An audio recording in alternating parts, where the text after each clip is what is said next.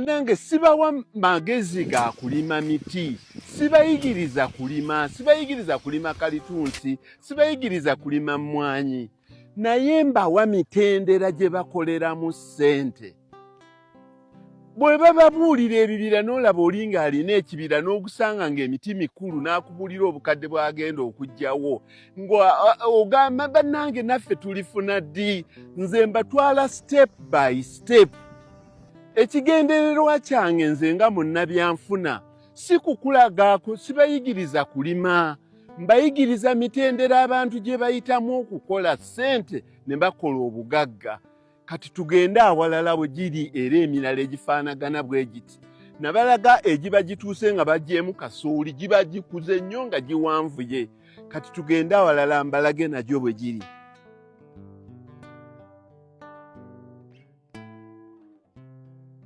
Kati tuvudde eri kiri kibadde kitundu kirala ekyalo bakiyita Nkulagirire. Kati tuvuddeyo tuzze wano mu kitundu ekirala, wano bayitawo mu Ndiba. Eno tulina mu ggombolola ndala. Ettaka lyange litambula okuva eri mu ggombolola y'e Nabbaale ne lijja mu ggombolola eno ey'e Kasawo. Ebibira ebirala ebikulu bibiri eri. Kati gino gy'emiti emito era egyasimbibwa kumpi na giri wali, n'engisimbira wamu ne kasooli. Kati kasooli twamugyemu nawano era nawaddewo wano, nawaddewo bakyala bali mu groups, balimira mu groups era mbawa n'ebikozesebwa. Naye laba abakyala bwe bakola omulimu omulungi ne balongoosa emiti gyo, gwe n'obawa ensigo ne basigamu ebijanjaalo ne bafuna ssente.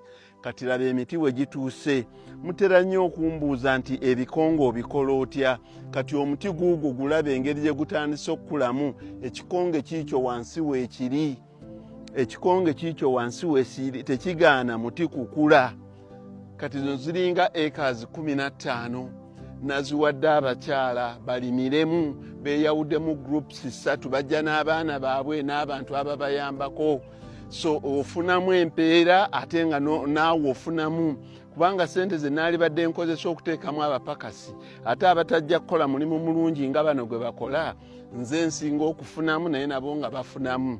Kati tugende eri mbalage ABCD ey'okukola. Kati omuti bw'ogulabira wano ng'ogwegomba, kati tugende sayidi y'eri nkulage gwe basimbamu kati ne gwe baakatandika okusimba.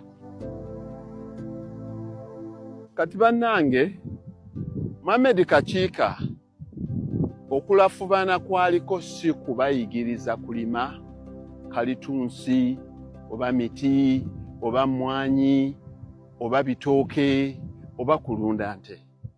Mohamed Kakiika ng'omusomesa ow'ebyenfuna agezaako okubayigiriza emitendera egiyitibwamu okwekulaakulanya. Sibagezaako kubayigiriza nti nno mulime, kuba okulima si kwangu. Ngezaako bugezi okukozesa ekyokulabirako eky'omulimu abantu gwe basinga okuziimuula.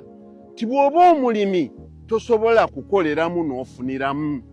Abantu abasinga y'endowooza yaabwe. Ne nzijayo ne background yange nze nganze omusomesa, omulimu abantu gwe basinga okunyoomoola nti bw'obeera omusomesa ebibyo biba byakwonoonekera, tosobola. Naye olw'okuba ndi musomesa wa byanfuna ng'ate era mbiteeka mu nkola, kwe kusalawo okuvaayo okubayigiriza nga nkozesa ebyokulabirako abantu bye basinga obutayagala.